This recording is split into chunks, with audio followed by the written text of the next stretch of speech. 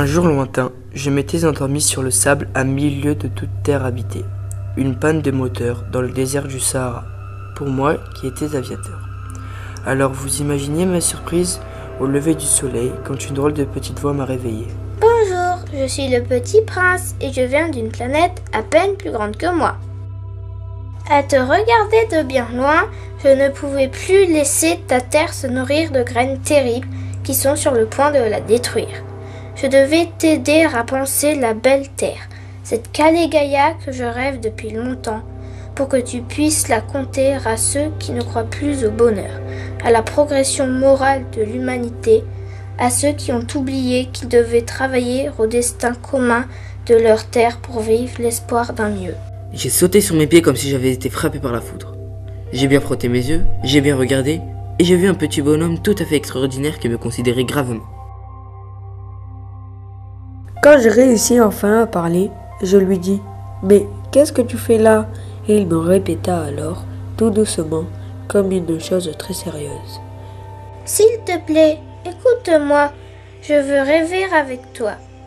Nous allons dessiner un monde utopique qui nous rappelle encore et toujours sa nécessité, au moment où il affronte de furieux adversaires.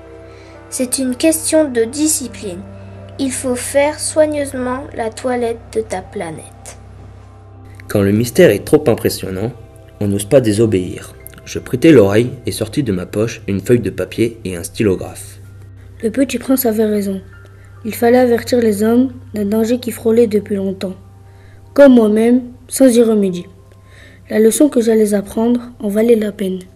Il y a beaucoup de villes sur ta planète qui supportent plus de 7 milliards d'humains. La plupart d'entre eux, à ce que j'observe, sont des citadins. Je peine à respirer, à entendre, à me déplacer sans risque chaque fois que j'atterris sur l'une d'elles. Ne vois-tu pas qu'il est grand temps d'agencer les choses autrement ? Il est vrai que nous avons entretenu trop longtemps le mythe d'une ville étouffante, poussiéreuse, assourdissante, opposée à la campagne bienfaitrice, créatrice de vie et de silence. Il est urgent pour le futur à préparer, que nous réconcilions l'urbain et le rural, dans une géographie et une organisation économique qui le permettront. Le végétal devra se marier à la pierre, au métal et au verre, de manière à créer des villes-forêts. Nos rues, nos immeubles, nos maisons devront être recouvertes d'arbres et de plantes, pour absorber des énormes quantités de carbone et produire de l'oxygène. Grâce à cette végétation, à la restauration des écosystèmes, nous pourrons développer ce que l'on appelle aujourd'hui la biodiversité, neutraliser les émissions d'origine humaine, responsables des scénarios les plus sévères de changement climatique. Tu as le sens de la réflexion qui permet la remise en question. C'est bien. Je connais une planète où il y a un monsieur cramoisi. Il n'a jamais respiré une fleur. Il n'a jamais regardé une étoile. Il n'a jamais senti la douce caresse du soleil. Tu sais, il y a longtemps, nous avons découvert les énergies fossiles et le nucléaire. Les années ont démontré leur nuisance. Pour la santé de notre planète, il faudra les abandonner, aller vers de l'énergie 100% renouvelable. Les villes de notre Terre devront être auto-alimentées grâce au vent, à l'eau et au soleil. Mieux, l'énergie solaire devra dominer toutes les autres, avec des cellules photovoltaïques installées dans nombre de matériaux d'appareils. Si je me prends à dessiner l'avenir, je voudrais que nos routes soient équipées de panneaux solaires recouverts d'un verre trempé très résistant, qu'elles récupèrent l'énergie du soleil qui alimenterait les véhicules en circulation. Je voudrais que nos immeubles, nos maisons soient équipées de briques de tuiles qui aient les mêmes propriétés. Comme notre terre serait lumineuse. Tu comprends vite parce que tu ne rêves pas d'un paradis perdu qui renverrait les hommes au mythe du bon sauvage et de la pacifique nature originelle. Tu crois au progrès intelligent, aux innovations techniques dont l'utilisation est maîtrisée. En effet, je souhaite des innovations génératrices de bien-être pour tous, des villes intelligentes qui autorégulent en permanence leur consommation d'énergie et dont les infrastructures communiquent avec les citoyens pour les aider à adopter les comportements les plus vertueux. C'est judicieux. J'ai connu un roi qui siégeait sur une planète habillée de pourpre et d'hermine sur un trône très simple et cependant majestueux. Il avait pour habitude de surveiller tous les hommes qui étaient pour lui des sujets. Il aimait me dire qu'il fallait exiger de chacun ce que chacun pouvait donner. L'autorité reposait d'abord sur la raison. Ton roi est sage. Ses ordres ne sont pas là pour punir, mais pour prévenir. Comme j'aimerais qu'il ordonne à nos terriens de construire des machines qui les alertent, avant qu'il ne soit trop tard. Des signaux sonores, des voix qui se déclenchent, si les humains gaspillent trop d'eau, trop d'énergie, s'ils utilisent des produits nocifs, toxiques, avec l'aide de vilaines personnes qui vivent noyées dans l'argent en les rendant malades. Malade, ce mot me fait frémir, tant les hommes, dans une large majorité, sont ignorants de la gravité de ce qu'ils font subir à leur planète, à ses habitants. Ils vivent comme si de rien n'était, en méprisant la catastrophe qu'ils provoquent et les quantités de souffrances qu'ils infligent à des innocents. Je n'aime pas ton monde de larmes. Moi non plus. Il n'est pas celui dans lequel je veux me projeter. Aujourd'hui, tout le monde parle d'écologie, d'urgence en la matière, mais il ne suffit pas de parler d'un mal pour l'éradiquer. Les engagements doivent être ambitieux pour que le sujet écologique devienne la seule économie réaliste, la seule philosophie morale qui grandisse les hommes. Il y a un impératif de vie à lutter contre le réchauffement climatique, l'érosion des sols, la désertification de l'Afrique, les nappes nuageuses qui consentent la pollution, la disparition des abeilles, de toutes les autres espèces animales, la surexploitation des ressources de la planète. Tu as honte, je le sens, de tes terriens d'aujourd'hui. Tu as l'air lugubre de ce buveur qui habitait seul une planète que j'ai explorée. Pourquoi bois-tu ? Lui avais-je demandé. Pour oublier que j'ai honte, m'avait-il répondu. Honte de quoi ? Honte de voir l'inconscience des hommes qui habitent la terre sans ne pouvoir rien faire. Ton buveur a choisi la facilité dans l'oubli et la lâcheté que procure la boisson. Il n'en est pas ainsi en ce qui me concerne. Je vais pousser mes contemporains à réagir pour créer un monde dans lequel il n'y aura plus propension à nier le réel. Sur la planète à inventer, il faudra modérer notre consommation afin de ne pas prélever inutilement à la nature ce dont nous n'avons pas besoin, afin de ne pas nous laisser corrompre par le goût de l'accumulation. La protection de nos ressources doit s'imposer comme une nécessité mathématique.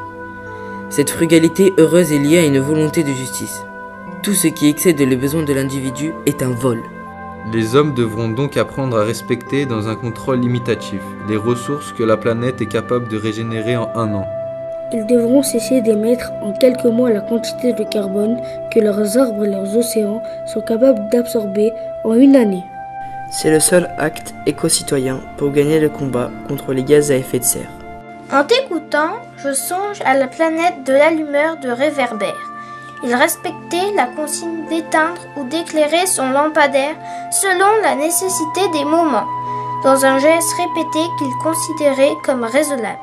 C'était une occupation très jolie parce qu'elle était véritablement utile. C'est ce rationalisme dans l'attitude qu'il est nécessaire de rechercher. Une réduction pensée et comprise de la consommation énergétique, de la consommation tout court. Te rends-tu compte que tes terriens consomment chaque année les ressources d'une planète et demie ? S'ils continuent ainsi, il faudra 2 planètes pour vivre en 2030. Vos habitudes défient le bon sens. À commencer, tu as raison, par nos habitudes alimentaires. Cessons de vider nos océans de leurs poissons, cessons d'élever des milliards d'animaux pour les manger, puisque nous pouvons nous passer de protéines animales. Sur la planète de demain, il n'y aura plus d'élevage responsable de 80% de la déforestation en Amazonie. Seront bannies les monocultures de soja OGM dévolues à la nourriture des bêtes, cette agriculture intensive qui utilise 70% de l'eau consommée sur notre terre. Que faudra-t-il, selon toi, envisager en guise de remplacement ? Il faudra encourager tous les citoyens à cultiver leur jardin, à faire pousser leurs légumes, leurs fruits, s'il le faut, dans des fermes urbaines.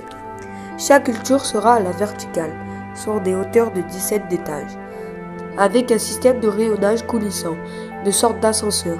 Si tu préfères, nous pourrons rapatrier ces différents niveaux au rez-de-chaussée, pour que chacun puise dans le sien selon les besoins.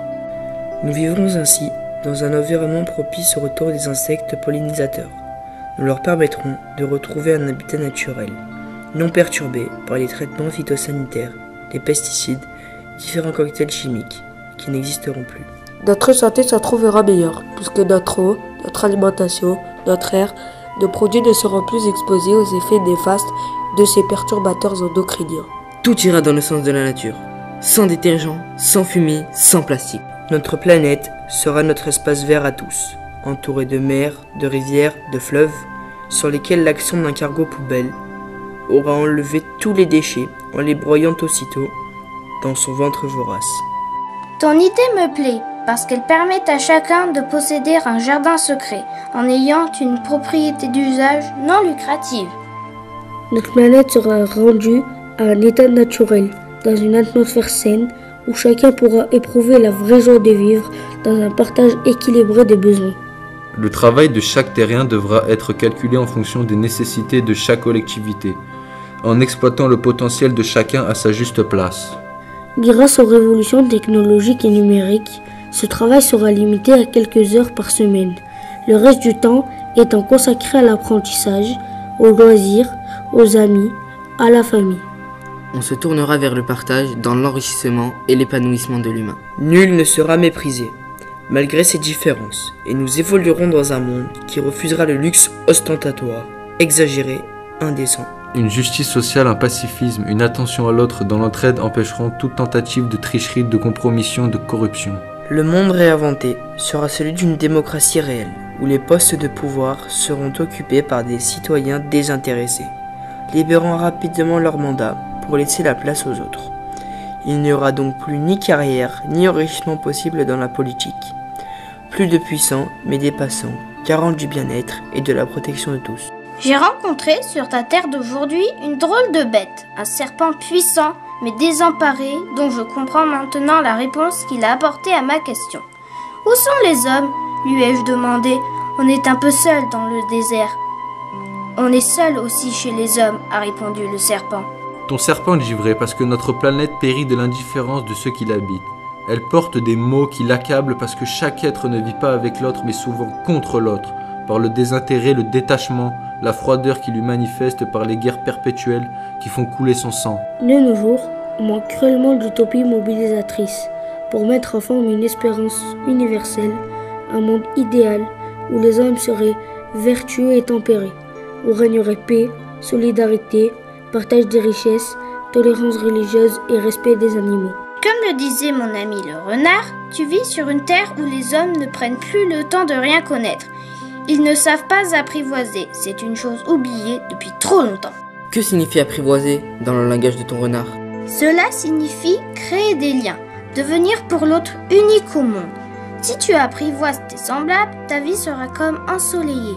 Chaque bruit de pas qui ne sera plus inconnu t'habillera le cœur parce qu'il sera produit par l'ami que tu auras écouté se plaindre ou se vanter ou même quelquefois se taire. Notre espèce ne pourra progresser que lorsqu'elle acceptera de modifier ses perspectives, en refusant l'entre-soi, responsable de la dépression de ce monde, que lorsqu'elle s'orientera vers le développement d'une humanité renouvelée, où chacun travaillera avec l'autre au dépassement de soi, à l'amélioration de sa condition, en renonçant à la violence qui abîme son honneur. Ce sera aller vers la nouveauté, vers une écologie métaphysique, celle du respect de la vie qui veut vivre dans l'harmonie d'une communauté planétaire reconstituée. Ce monde inédit valorisera l'éthique, la morale et l'éducation pour nous rendre libres de devenir de meilleurs humains, plus généreux, plus altruistes, plus justes, libres de faire fructifier nos existences dans le droit pour les rendre décentes. Nous serons libres d'être dignes. Alors tes terriens ont retrouvé une vérité qu'ils ont oubliée à force de courir après des profits, des laideurs, du superflu, dans une douloureuse insensibilité. Ils verront de nouveau avec le cœur et deviendront responsables pour toujours de leur planète, de leurs habitants qu'ils auront appris à apprivoiser.